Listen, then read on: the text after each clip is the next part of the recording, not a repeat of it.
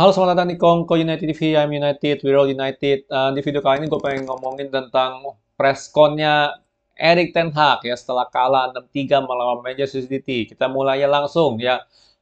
Erik mengatakan kepada beberapa broadcaster di TV, dia bilang Manchester United main tanpa kepercayaan ya. Apa yang telah Anda katakan ke para pemain. Ya, jadi Erik ten Hag bilang, oh dia juga ngomong yang sama ke para pemain kalau kalau para pemain itu ya tidak punya kepercayaan akan menang kali ya maksudnya tidak lack of belief dia bilang ya pada saat bermain ya.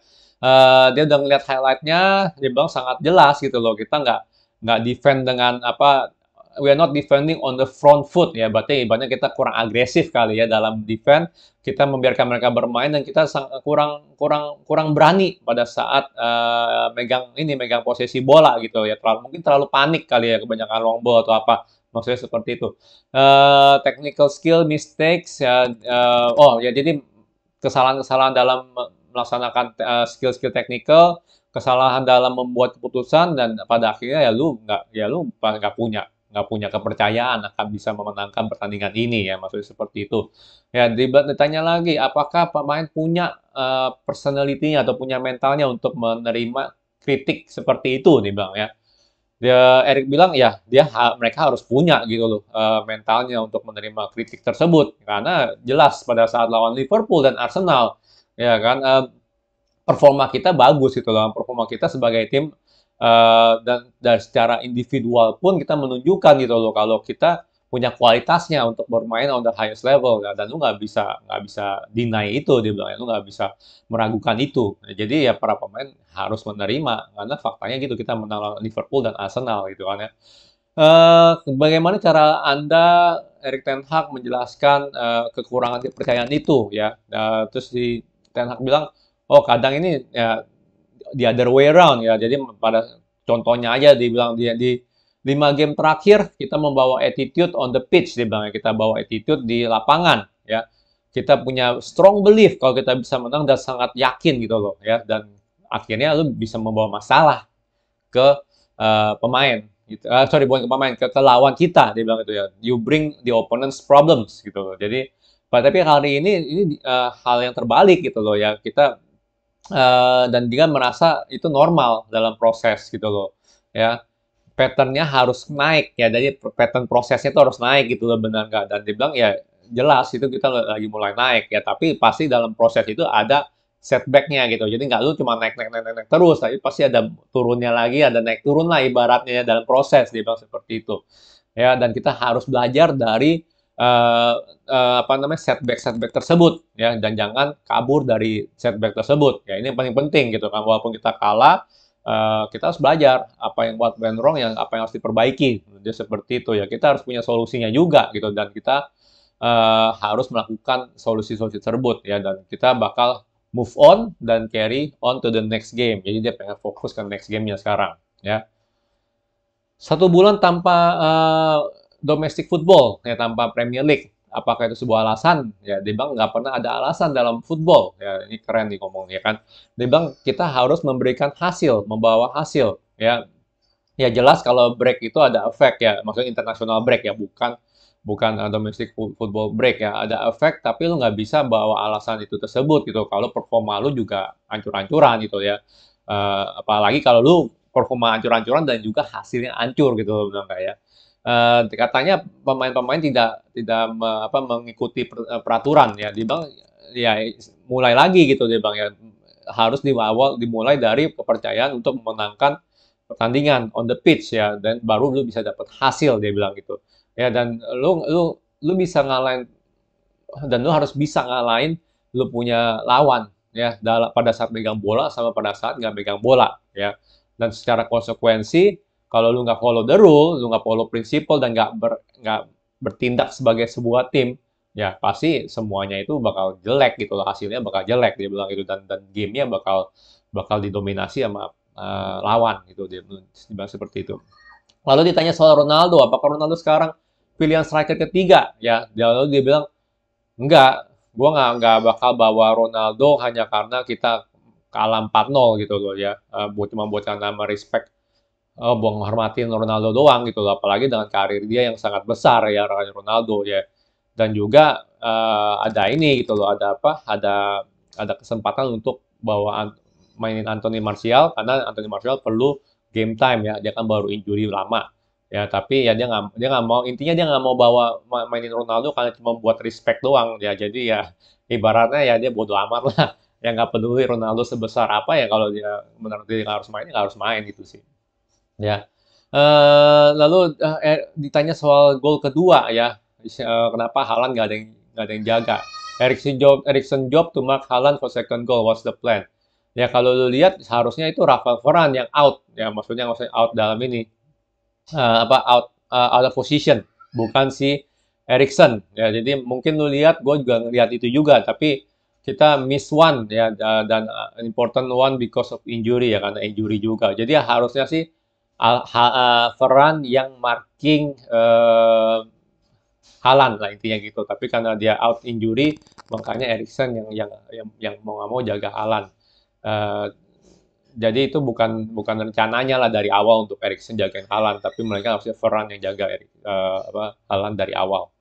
Ya, eh, ngomong-ngomong tentang kepercayaan, apakah ada yang masalah dari secara teknis dia bilang gitu ya? Ya, pada saat lu nggak bawa kepercayaan on the pitch ya, lu nggak pede on the pitch ya, ya lu bisa stop ngomongin yang lain gitu. Jadi harus dimulai dari diri sendiri dulu gitu, lo harus punya kepercayaan ya. You have to believe. Plan untuk Haaland ya. Jadi plannya untuk Haaland apa ya? Sebagai tim ya kita harus defend gitu ya. Try to explain that you have to be on the front foot and good in possession. Jadi dia coba menjelaskan gitu ya kalau kita tuh harus berani dan ya harus bagus itu pada saat megang bola. Kalau lu nggak melakukan itu dengan bagus, makanya the two elements of football dia bilang itu makanya maka lawan akan mendikte dominan dan ya pertandingannya akan jalan sesuai dengan plannya lawan dia bilang seperti itu ya. Apalagi ada striker kayak Erling Haaland yang bisa masuk ke dalam kotak penalti dan jadi sebuah ancaman gitu loh ya. Varane injury came off ya, jadi Varane cedera ya kan, apakah karena gamenya udah selesai gitu dia bilang kan. Nggak juga dia bilang gitu ya, dan pada walaupun skornya misalnya seandainya tipis pun Varane nggak bisa lanjut lagi. Jadi ini lumayan lumayan lumayan serius nih kayaknya ya. You don't want to take risk of bigger injury gitu ya. Tapi menurut dia itu injurinya tuh cukup cukup serius dan Varane nggak bisa lanjut. Jadi menurut gue sih minimal kalau sebenarnya cuma kena ankle ya, jangan hamstringnya dia ya. Kalau hamstringnya dia kena lagi sih bisa sebulan 2 bulan. Tapi kalau cuma ankle harusnya 2 minggu sih dia udah bisa mulai latihan dan main lagi sih harusnya. Selanjutnya ya, setelah kekalahan terakhir ya, yang besar ya lawan Brentford, ada lari 12 kilo. Apakah kali ini bakal dihukum dengan hukuman yang sama? Dia bilang sih ya pas soal Brentford ya, Brentford larinya jauh lebih banyak daripada kita, makanya dia suruh timnya lari 12 kilo ya. Jadi kita nggak work hard enough, tapi masalah hari ini adalah masalah mental yang berbeda. Ini masalah kepercayaan ya. It's not always ini nggak selalu tentang sebuah hukuman, tapi kita harus kritik satu dengan yang lain ya. Dia merasa dia nggak memberikan message yang benar gitu kepada para pemain untuk percaya on the pitch ya. From there we didn't play our game. Jadi karena itu kita nggak memainkan gamenya kita, dia bilang seperti itu. Eh, itu sangat mengecewakan, tapi baguslah kalau bagusnya itu terjadi pada saat melawan City. Ya, jadi sangat jelas apa problemnya kalau lu nggak bring your full gitu ya, full belief on the pitch ya. Jadi seperti itu ya. Lalu ditanya juga nih reaksi akan Indonesia ya. Dia udah melihat beritanya dan itu sebuah disaster ya. Itu udah jelas dia bilang gitu ya. Kita sangat sedih dan apa ya nih, our thoughts are with all the families and people from Indonesia. Jadi ini kita kejadian kemarin kerusuhan itu udah masuk ke dalam ya everybody knows kayaknya sih ya seberapa ya ibaratnya inilah parahnya lah kejadian kemarin itu ya di Arema situ ya. Selanjutnya ya pertanyaan terakhir, semua tanya kenapa apakah harus start Casemiro daripada McTominay. Nah, dia sedikit masih membela McTominay ya. Pada saat kita nge-sign Casemiro, kita mulai menang ya. Jadi ini tentang tim, bukan tentang Casemiro ya.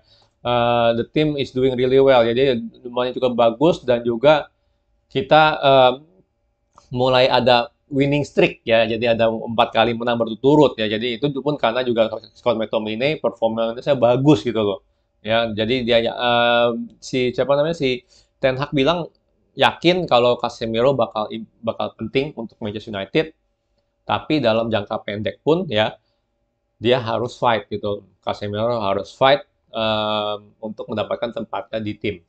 Dan ini harus secara natural, dalam arti nggak boleh dipaksain, oh karena Casemiro lebih bagus, dia aja langsung main. Nggak, ya. Menurut dia harus secara natural. Ya. Jadi kalau seandainya McTominay drop, Casemiro masuk bisa bisa nge-push performance, Casemiro bakal stay di first team. Jadi tetap harus Casemiro fight for his place. Ya.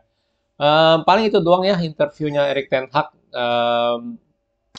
Jujur sih kalau gue bilang sih Casemiro sih feeling gue tetap bakal inilah, bakal perlahan bakal jadi starting ya. Jadi menurut gue itu bukan sesuatu hal yang perlu dikhawatirkan dan semoga aja Varane sih jangan cedera terlalu lama sih. Dan berharapnya cuma ankle sih. Kalau dia sampai bilang wah hamstringnya kena itu udah pasti berbulan-bulan. Tapi kalau cuma ankle ya paling cuma 2 minggu lah, maksimal 3 minggu udah bisa main lagi. Oke, gimana menurut kalian post-match press con-nya Erik Ten Hag ya? Ini lagi trending banget di Twitter. Coba di komen ya. Gimana feeling kalian setelah dengar komennya Erik Ten Hag akan kekalahan kita kemarin? Oke? Kalau suka jangan lupa like, subscribe, and thank you for watching.